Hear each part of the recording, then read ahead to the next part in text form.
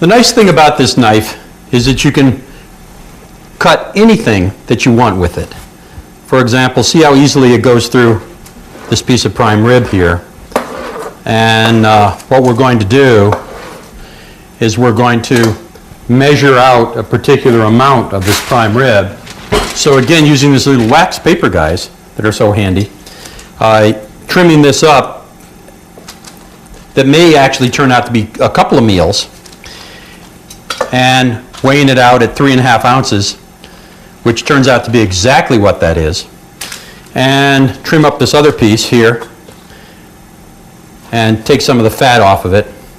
Saturated fat, which is what you find on a piece of meat, is basically solid at room temperature.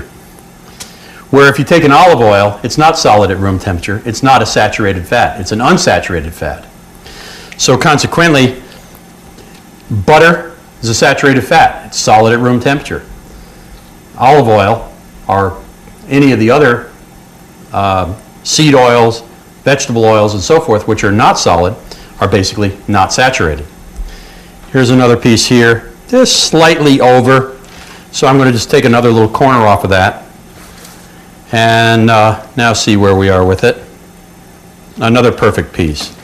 So another mistake that many people make when they are going from one particular thing, say mom wants beef, dad wants fish, somebody else wants chicken, is that besides washing your hands, you need to wash your utensils. Either that or you need to have multiple utensils to use.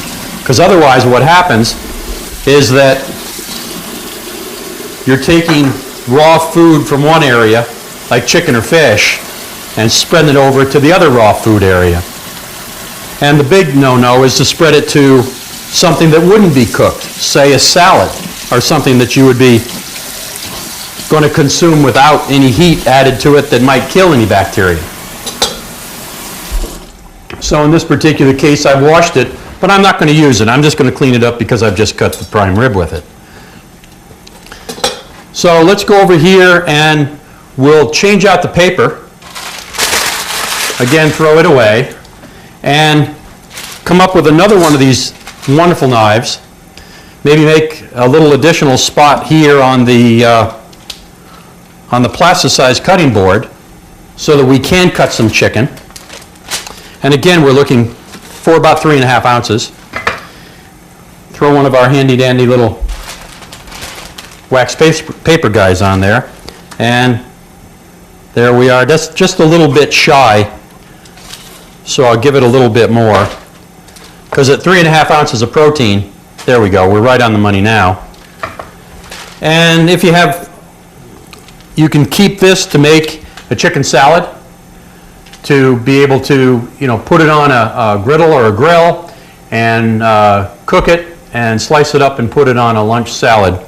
And where the other one, you could keep a lot of the smaller pieces to do that with. Now the last thing we want to do, again, wash your hands in between. I know it's simple, it's a little bit boring, but the deal is it's a lot healthier that way because so many foodborne illnesses are created because people just don't do the right things in their house. They don't do it in the restaurants either.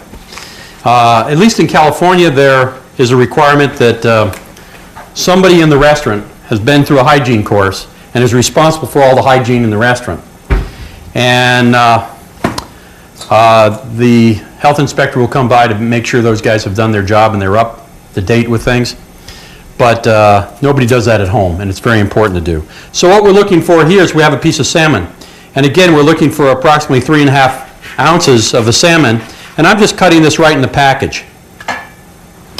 Here's something that might be just a slight bit over, and it's over by about 1/8 of a pound. So we'll just trim off a little end of that. Leave it back over here in the package. Now with salmon, if you have a large family, a large amount of that will work. But if you don't have a large family, you're going to have to buy smaller parts of it. And it's oftentimes best to actually ask your fellow at the fish market or the fellow at the meat market to actually cut these things to the sizes that you want them, so you're not having to take every meal and figuring it out, because, you know, we're all busy. And because we're all so busy, a lot of times that's what costs us in terms of our health, because we end up in a fast food place. And the fast food is supersized, and it's a lot more than what you need, and it's also a lot of carbohydrates. And carbohydrates stimulate insulin. Insulin creates fat, and that's where we end up with a lot of fat people.